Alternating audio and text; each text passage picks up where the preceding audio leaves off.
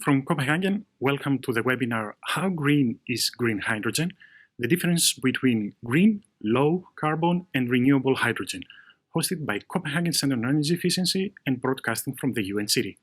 My name is Aris. I'm working as a project officer at the Copenhagen Center, and I will be the moderator for today's webinar. A couple of things before we move to the main content of our webinar. This webinar is going to be about 50 minutes long, including time for a Q&A session at the end.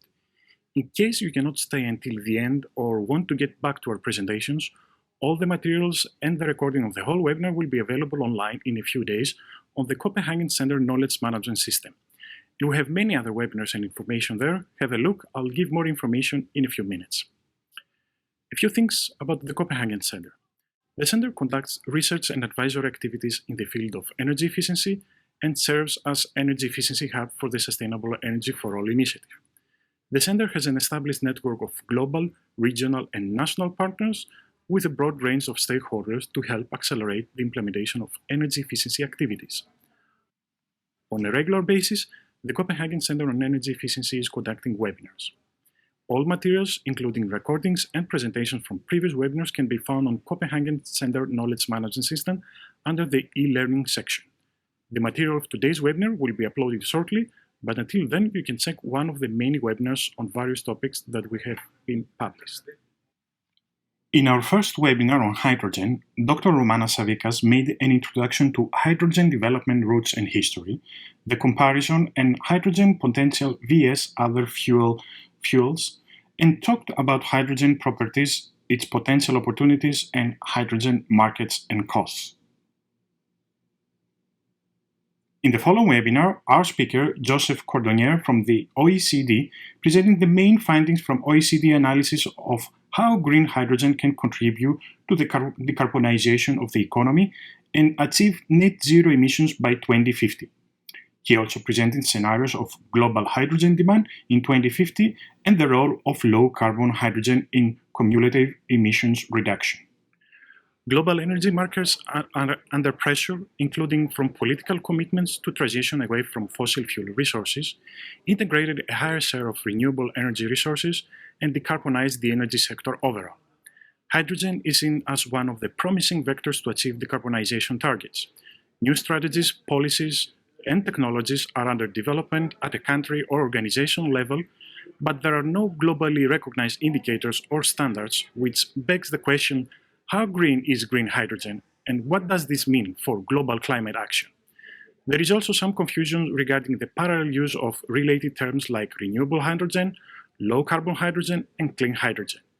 There is often some misunderstanding or uncertainty about the future of the global hydrogen value chain and how this green hydrogen could disrupt fossil fuel import-export routes from one country to another. So today, we will explore these issues and try to provide answers. The presentation will conclude with an introduction of a novel concept and methodology of hydrogen performance class to assess and compare green hydrogen in an objective and comparable manner. So, I would like to introduce the speaker of today's webinar briefly. Dr. Romanas Savickas is working as a senior advisor at UNEP Copenhagen Climate Center.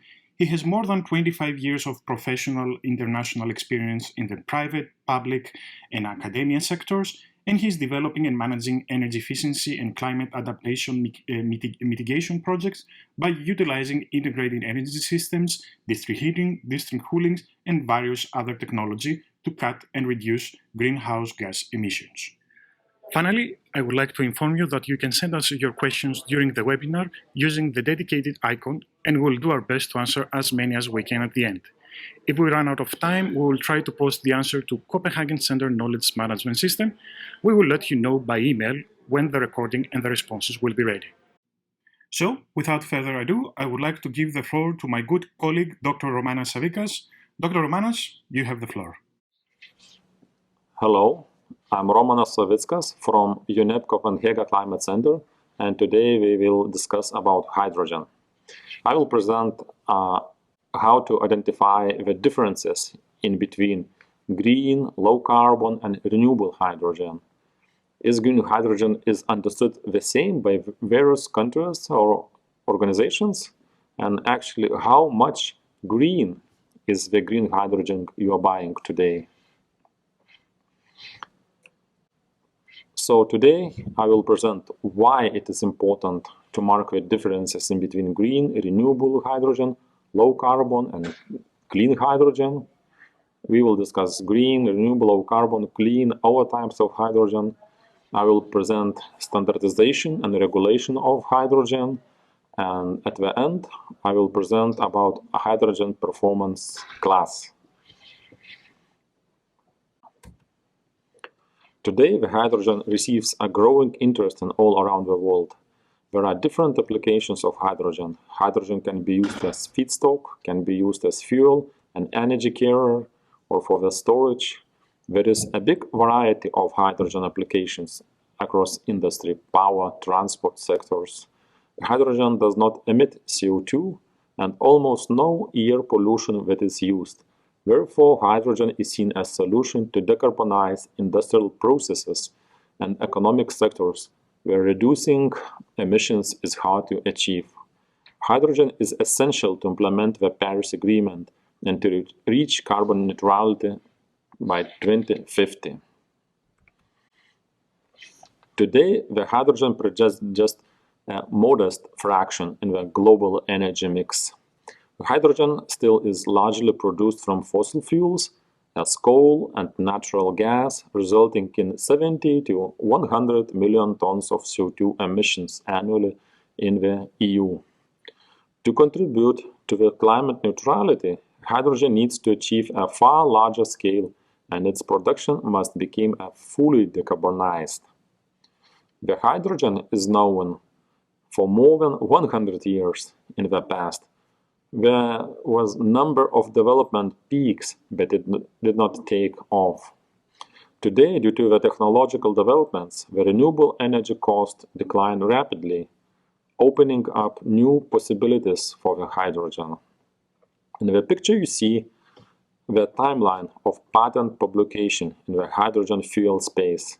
The number of filling organizations is represented by the color and the thickness by spark line.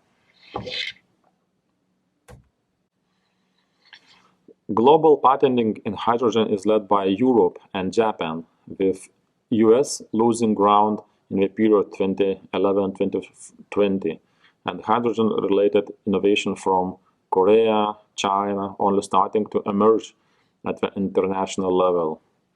Innovation in established hydrogen technology is dominated by the European chemical industry, but the new hydrogen patenting have its companies from automotive and chemical sectors focusing on electrolysis and fuel cells technologies.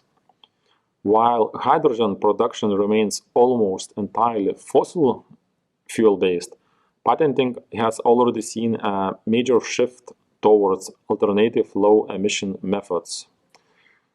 This shift anticipates a boom for electrolyzers, a field in which Europe has gained an edge in new manufacturing capacity.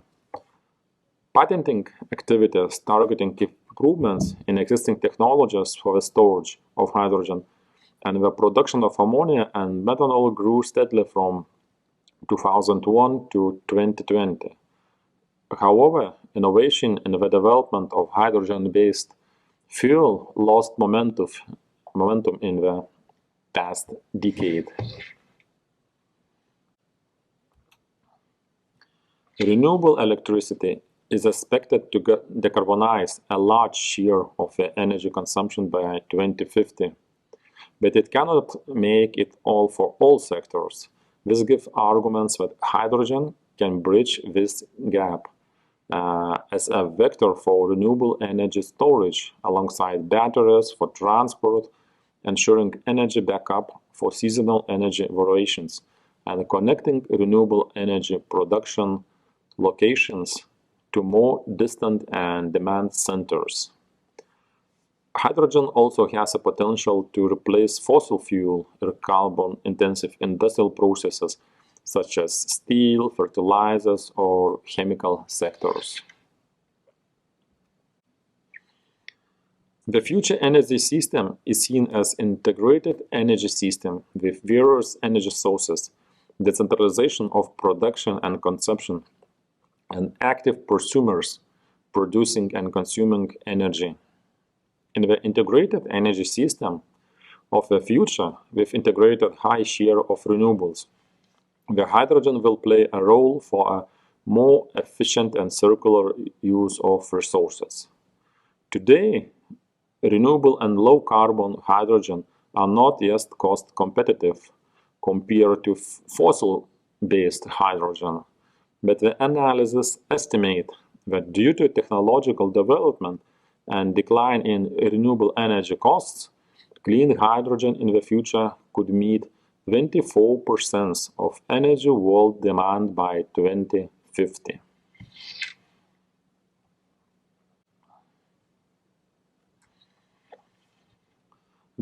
To define the differences between various hydrogen production technologies and fuel inputs, the labeling of hydrogen using a color classification was introduced to indicate which technological method was used, and it has become commonplace. However, this classification does not suffice the quantity and describe the variety of emissions impact associated with any given type of hydrogen, nor does it meaningfully compare emissions intensity across production methods. Since production and emissions characteristics are undetectable in the hydrogen itself, hydrogen is considered a fungible commodity. Therefore, such characteristics must be identified during production and transportation processes. There are different definitions of hydrogen, and in many places these definitions are used in the same context as green hydrogen, renewable hydrogen, low carbon, clean hydrogen. There are definitions as low emission hydrogen or low GHG emissions hydrogen, and other types of hydrogen. We see example in a picture of hydrogen from microalgae production.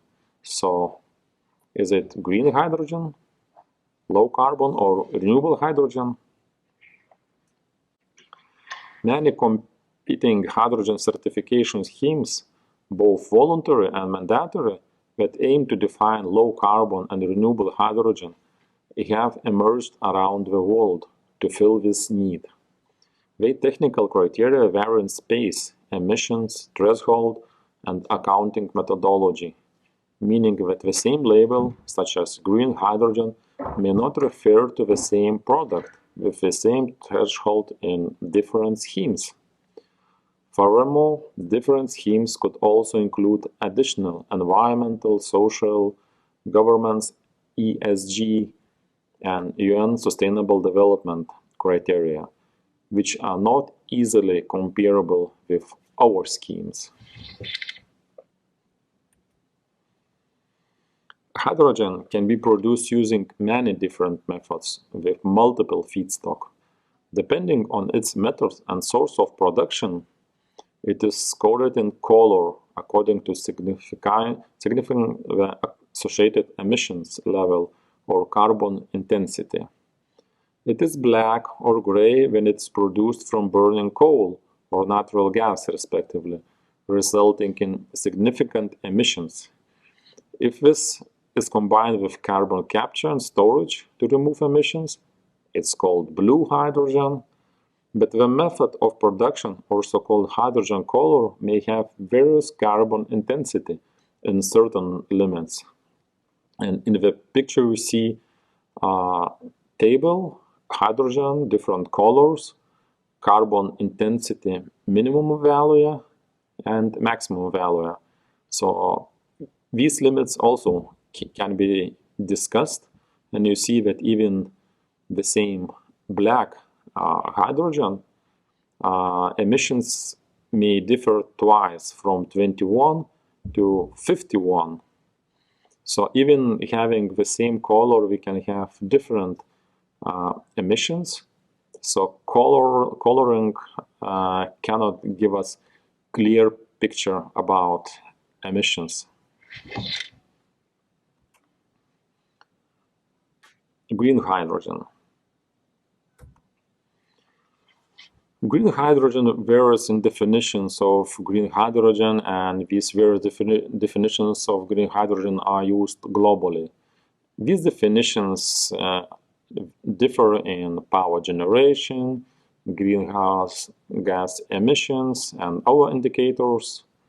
The global hydrogen ecosystem is getting a higher maturity level with global hydrogen trade picture and the import-export countries. The global hydrogen trade is possible only having consensus regarding green, clean, low-carbon hydrogen definition and internationally approved green, clean, low-carbon hydrogen standards. So today I am raising a question. How much green is the green hydrogen you are buying today? Or how green it will be 2050?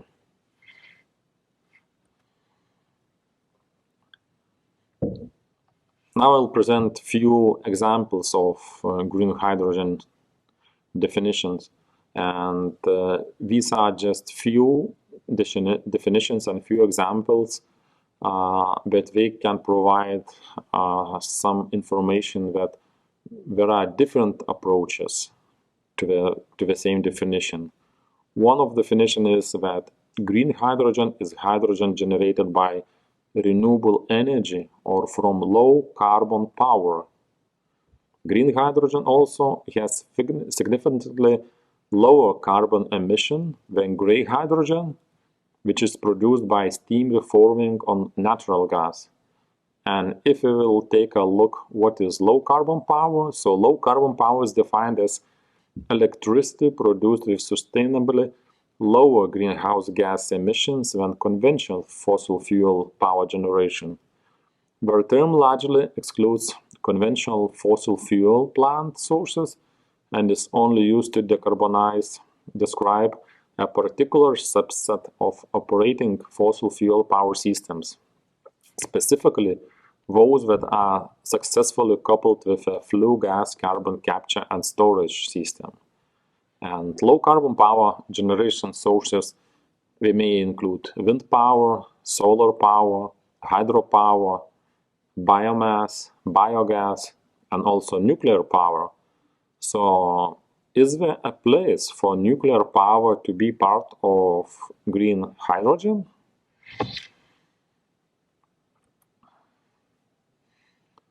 For example, the European Commission new Delegated Act 2023 February sets out definitions for what constitutes renewable hydrogen and its derivatives, and does not actually allow green hydrogen to be produced using nuclear power. The emission intensity of electricity in a bidding zone should be lower than 18 grams of CO2 equivalent per megajoule or 64 grams per kilowatt hour. Producers can use grid electricity to produce hydrogen, but only when providing proof that they have bought renewable energy from existing or new projects through the electronic certification scheme, such as guarantees of origin. The EU has not allowed nuclear power to be used to generate renewable hydrogen, and the word nuclear is not even mentioned in the document.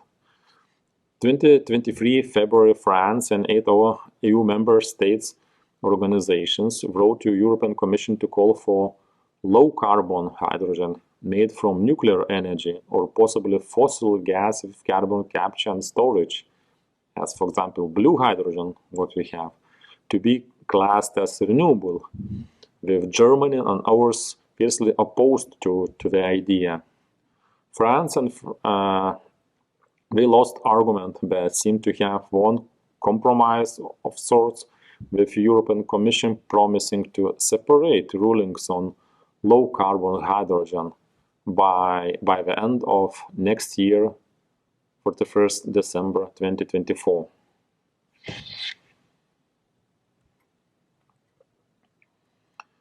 Green Hydrogen Organization describes green hydrogen as a label, meaning that the hydrogen was produced using renewable electricity that conforms to the highest standards of emissions, environmental, social, and governance criteria.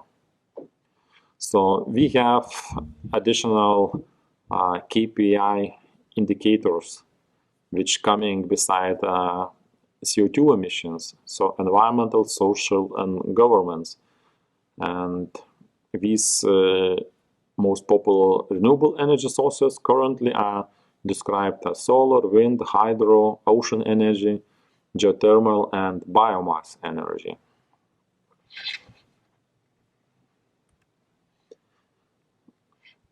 Talking about renewable hydrogen, renewable hydrogen is a hydrogen produced through the electrolysis of water, an electrolyzer powered by electricity, and with electricity stemming from renewable sources. There are examples that renewable hydrogen is defined as the full life cycle of greenhouse emissions of a production renewable hydrogen which is close to zero. Also, renewable hydrogen may also be produced through the reforming of biogas instead of natural gas, or the chemical conversion of biomass if it is compliant with sustainability requirements. Renewable hydrogen is commonly known as green hydrogen. Additional environmental, social, and governance criteria or grid-connected production criteria can be specified to further differentiate from the production. So by this mean, we see that sometimes renewable hydrogen is understood with green hydrogen.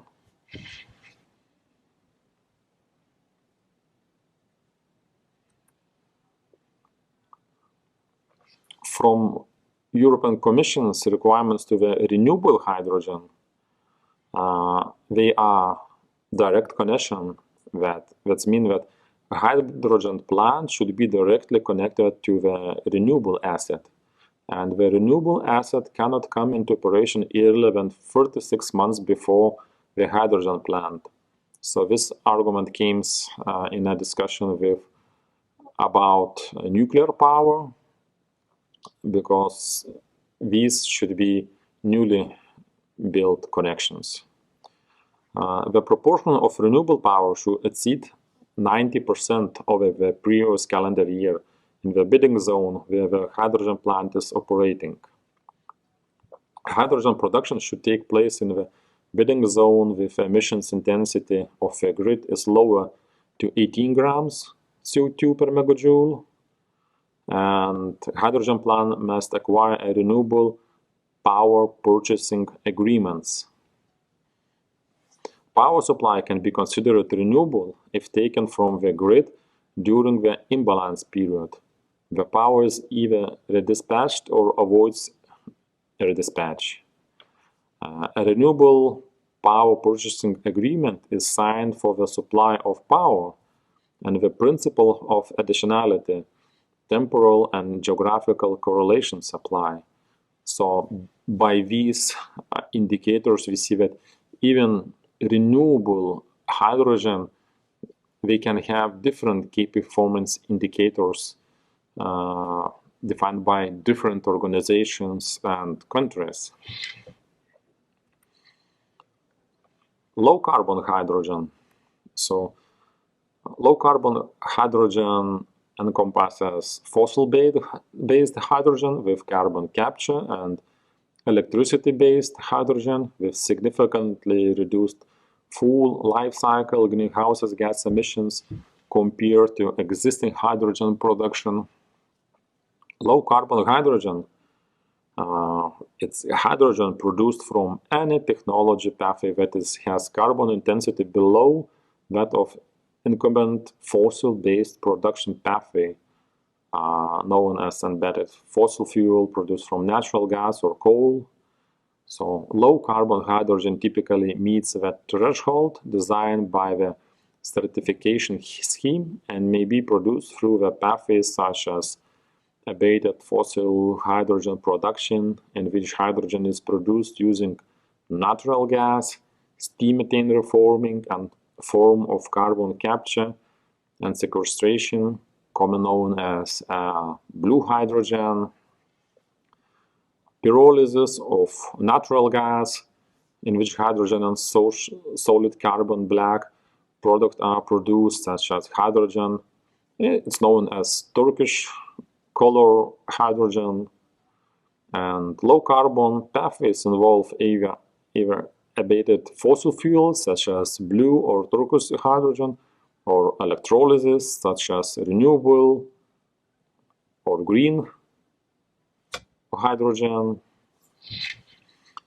So this still has some carbon and no strict standards and indicators for emissions for low carbon hydrogen. Another type is clean hydrogen. And these clean hydrogen examples, they also differ. Clean hydrogen encompasses clean hydrogen generated from both renewables and fossil fuels through the use of carbon capture and storage technologies. Clean hydrogen, it can be low carbon hydrogen benchmark, which is based on the emissions of the hydrogen production from coal gasification, which at the moment is at the limit of 14 grams per CO2. Non-low carbon hydrogen is gray hydrogen, while low carbon hydrogen includes both and green hydrogen produced by renewable energy and non-renewable hydrogen produced by non-renewable energy. So again, we can have different definitions even discussing about clean hydrogen, what it is and what thresholds they may have in different countries, organizations. And what I see at the moment, that even at the same document you may find discussion about green hydrogen, and after it used and discussion becomes about renewable hydrogen. Sometimes there is confusion between clean and low carbon hydrogen, and in some places we see that from these definitions, clean hydrogen sometimes is mixed with renewable green, clean green. So is clean renewable equally to green? I think we have to define more strict rules for every type of hydrogen. Other types of hydrogen they may include as electricity-based hydrogen.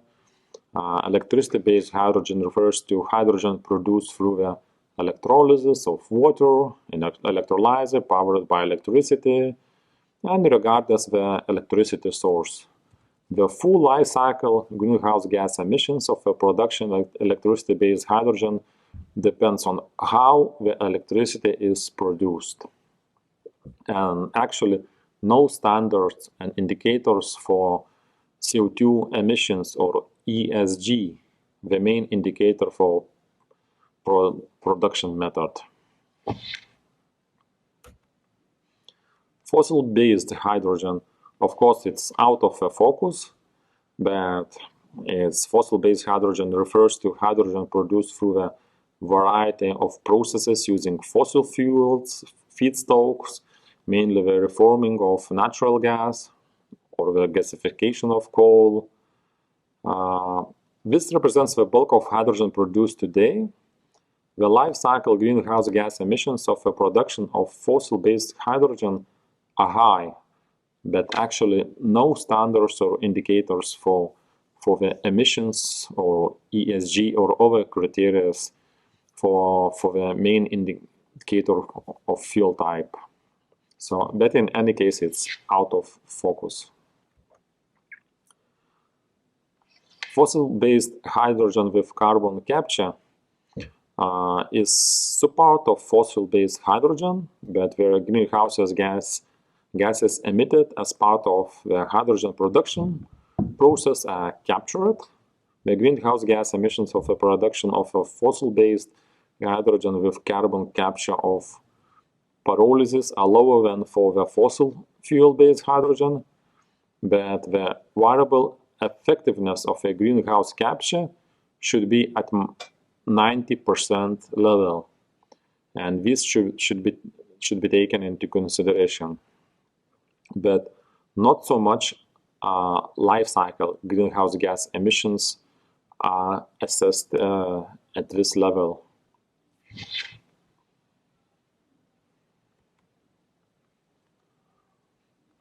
We also can touch hydrogen-derived synthetic fuels. These hydrogen-derived synthetic fuels refer to a variety of gaseous and liquid fuels on the basis of hydrogen and carbon.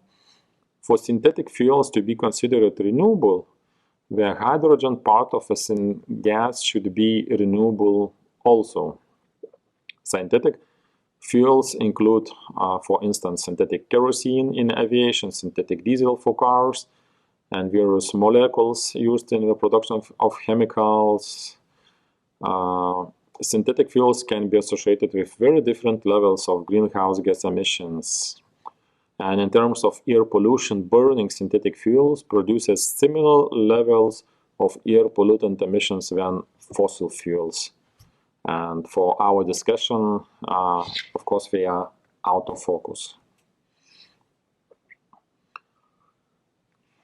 Talking about hydrogen certification systems, at the moment, none of the existing hydrogen certification systems are suitable for cross-border trade.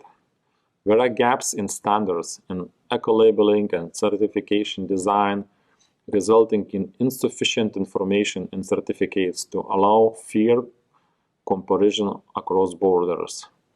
Significant gaps exist in the following: clear information on greenhouse gas emissions produced during hydrogen production and on transportation, common standards used, eco-labeling, compliance with environmental, social, governance criteria.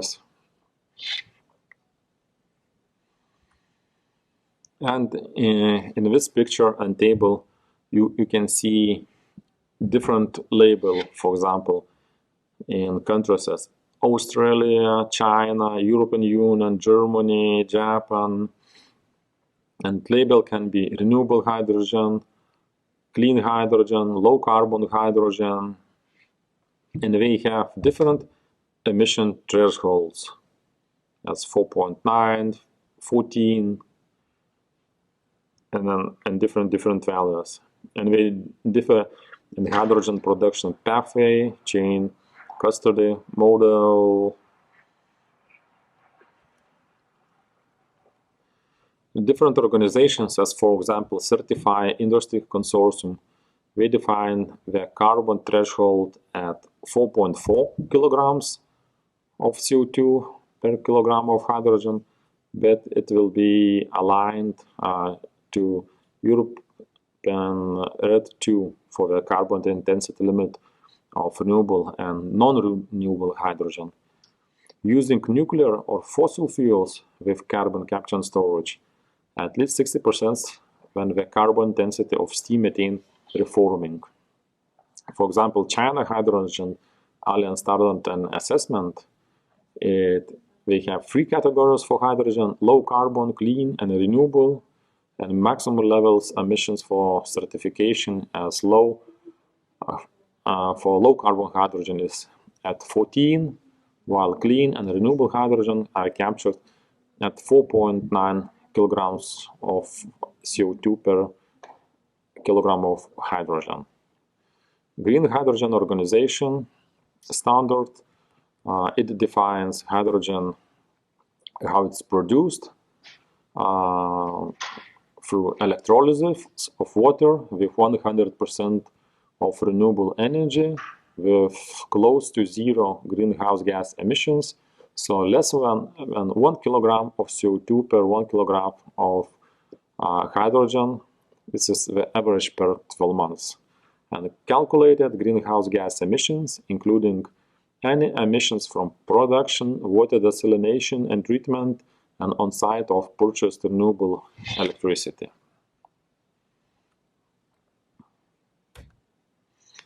UK low carbon hydrogen standard. It constitutes low carbon at the point of production. The standard set of bar is 20 grams of emissions.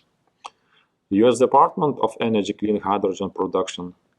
It defines hydrogen produced with carbon intensity equal or less to 2 kilograms of CO2 per kilogram of hydrogen at site of the production. EU taxonomy, the emission savings threshold to qualify as contributing to climate change mitigation is 3 tons of CO2 per 3 tons of hydrogen. And in this picture, you can see different standards, organizations, and different thresholds, and timeline of emerging and existing voluntary schemes and regulatory mechanisms. And you can see that threshold is different, selected different by different organizations, and also this threshold is very dynamic and changes year by year, even by the same organizations or the same country. So from all these discussions, we see that the same hydrogen is or green, low carbon, or renewable hydrogen. We have we need to have key performance indicators, and these indicators should not be based only just on emissions level, but also other factors should be taken in consideration. As, for example, distinguishing criteria for emissions, our elements as water usage, energy source, and energy consumption specified by certification scheme should be met, and a label as a low carbon hydrogen can be provided for the product. While the labels of different certification schemes may to use the same wording, the standards criteria against which they are evaluated could differ. This may lead to confusion among consumers. Beside emission level, water consumption, energy consumption, and source, also some organizations, they put into consideration environmental, social, governance, SSG indicators, also United Nations Sustainable Development Goals, SDGs.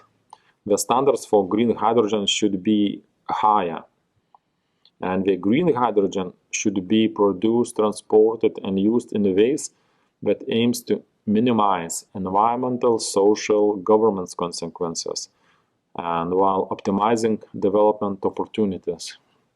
So also it should include life cycle approach, no nuclear energy should be used, biogas can be used. So discussing about green hydrogen, it's not only about emissions, it's also about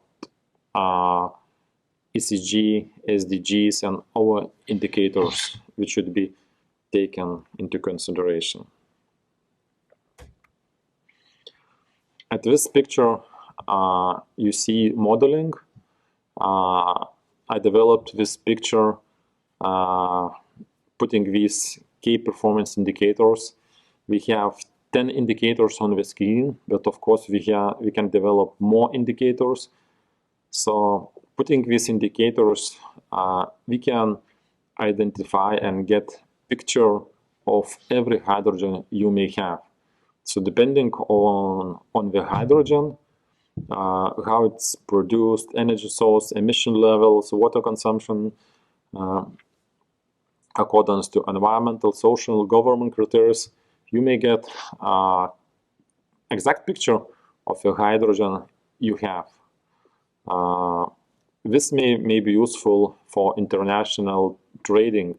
So, for example, we can put minimal threshold for some sectors and for some key performance indicators that green hydrogen should correspond, for example, at nuclear at 0 level, CO2 at this level, water consumption at least at this level. So we have to define specific criteria. Also, here you can find example of hydrogen performance class. So this hydrogen performance class can take into consideration average value from the previous picture.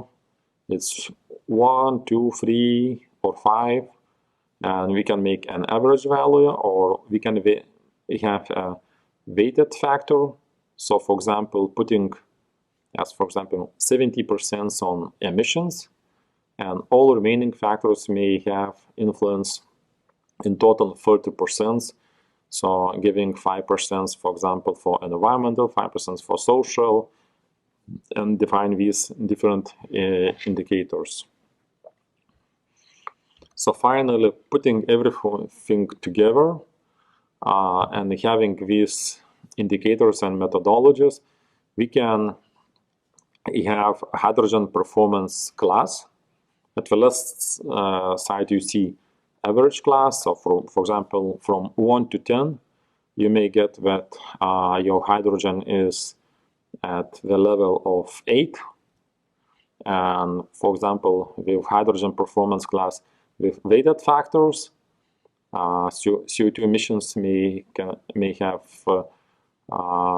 more strict impact on this class. So for example, it may get lower rate.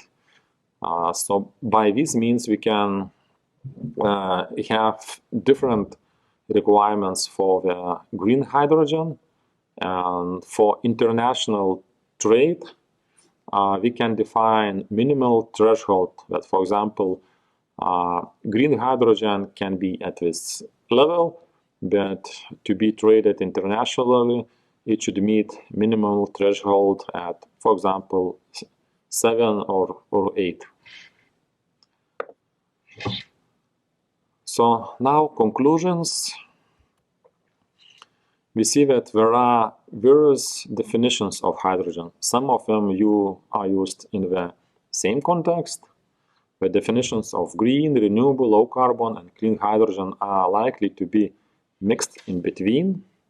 The hydrogen color scheme is based on the method of production, and the same to the hydrogen assigned color may have various carbon intensity in certain limits. Due to various carbon intensities and our KPI parameters, the green hydrogen can be interpreted in various ways. Therefore, the local production and global hydrogen trade as import, export faces serious inadequacies. There are no global recognized hydrogen standardization requirements, and the initial steps taken at one country level or region, for example, if we're discussing about EU or via various organizations, are not in line with each other and have different KPIs and indicators for these standardization schemes. So the global principles and methodology should be developed for the green hydrogen. Proposed hydrogen KPI model and hydrogen performance class, what I presented here, it is based on the average or weighted KPI criteria as emissions level, ESG, water consumption, and other factors.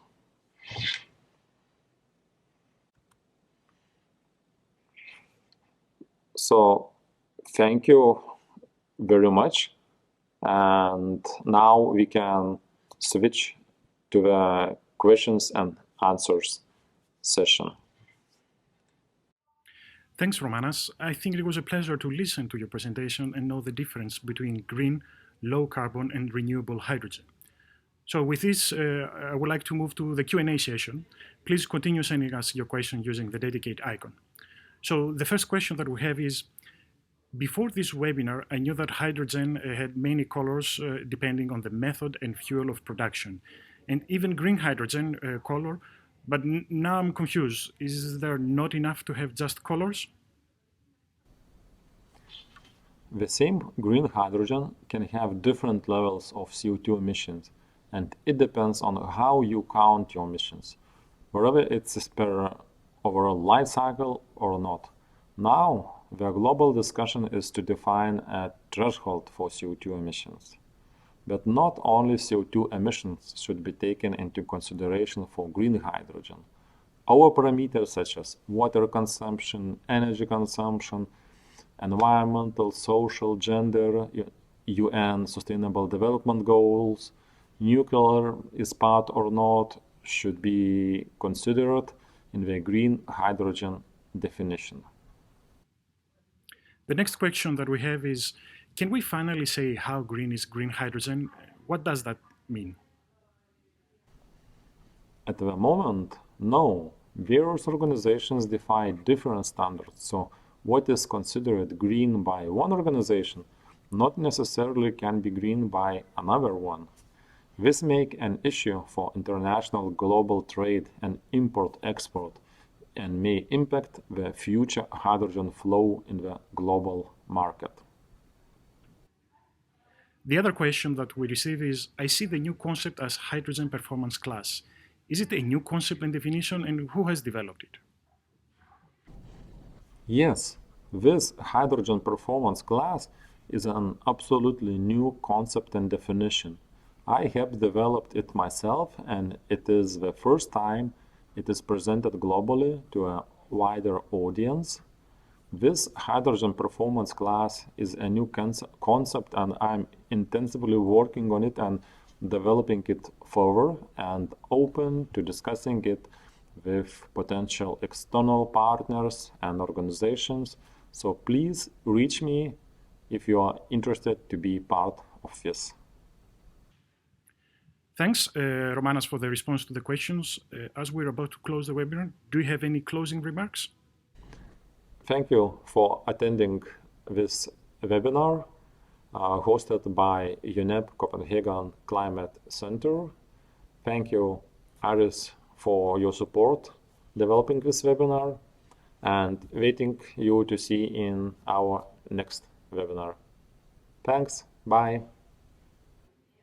Thank you for the detailed responses to the questions. Ladies and gentlemen, finally, we come to the end of the webinar. I would like to say thanks to the panelists for the informative and interesting presentation, and to the audience for their active participation. We hope that the presentation will be beneficial for all stakeholders involved in energy efficiency and hydrogen. We're preparing more webinars on hydrogen, so please keep track on our website and follow UNEP Copenhagen Climate Center on social media or register for our newsletter. Thank you for your attention and wish you a good day or night from Copenhagen.